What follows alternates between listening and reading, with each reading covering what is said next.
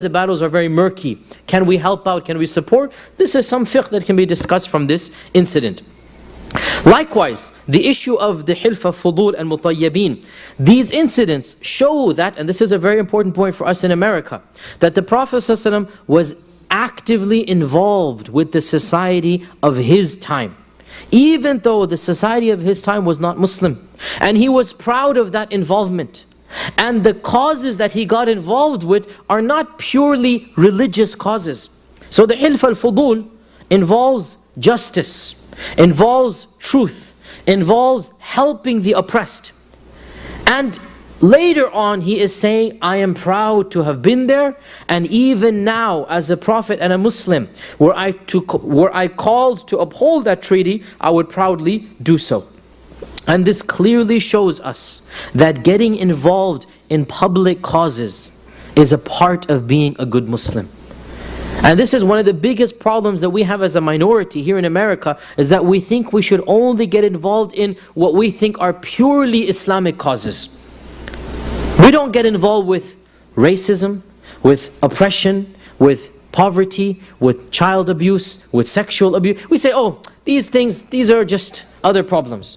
We only get involved with Palestine and Kashmir and a flood over here and a flood over there and an earthquake over here in Muslim lands. Those are all good causes. I'm not, astaghfirullah, making fun of it. But at the same time, from the seerah, what do we learn? The Prophet ﷺ was an active part of his society, and he is supporting justice in his society. And that justice has nothing to do with Islam or non-Islam, with Muslim or Kafir. And this is one of the biggest faults, in my humble opinion, of us as a minority. That we still don't seem to have a connection with the society around us. Imagine what da'wah we would have if a representative of the Red Cross Society, wanting blood, donating blood, is a bearded Muslim with a skull cap, and he comes on TV, we need blood for our cause. Nothing to do with Islam, no da'wah, but that is the best da'wah. Imagine somebody talking against racism, talking against oppression, speaking out for the rights of these migrant workers, right? A muhajjiba sister coming on the television and saying, we need to protect children's rights, we need to do this and that. No, nothing about we need to convert to Islam, we need to give da'wah, no. But her message is her da'wah. And her involvement with society is the best da'wah that she can do, right? This is what our Prophet ﷺ did. Because basically, brothers and sisters, oppression is oppression regardless of who does it and who it's done against. Racism is racism. Child abuse is child abuse. Poverty is poverty. You don't need to be a Muslim to suffer from poverty or to be helped because you're a Muslim. It affects all of us. And, listen to this, when you become involved with the problems of society, people see you as sincere. Then when you come forth and say, I'm a Muslim, your Islam is shown to be a sincere faith. And that's what our Prophet ﷺ did.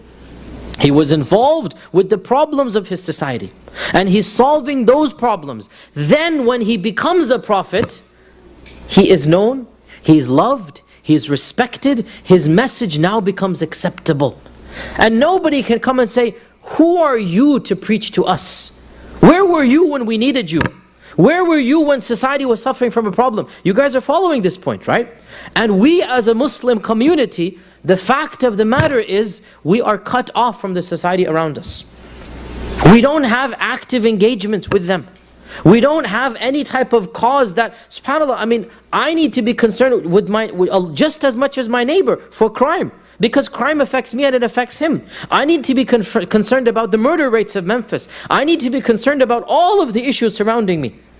And when I get involved in those issues, and I become active in them, now when I come forth and I say, well, my religion is Islam, people are going to listen to me. Because I have standing respect in society. And that's exactly what our Prophet ﷺ did. The bottom line here, there are values that are human values. Not necessarily just Islamic values. Justice, security, fighting against oppression. And the Muslim needs to be at the forefront in all of these issues, and because the truth is linked together. When you support justice and you have the proper theology, it will come forth as a total package. Unfortunately for us, da'wah is only talk.